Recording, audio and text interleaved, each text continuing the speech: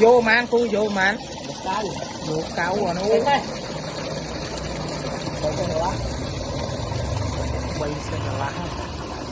solar mà tiếng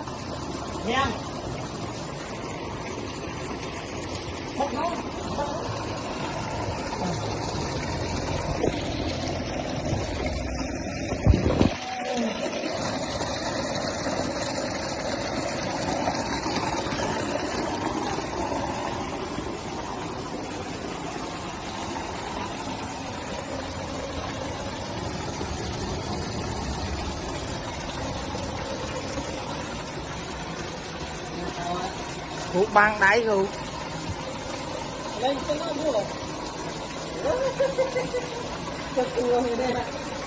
cặp một lưỡi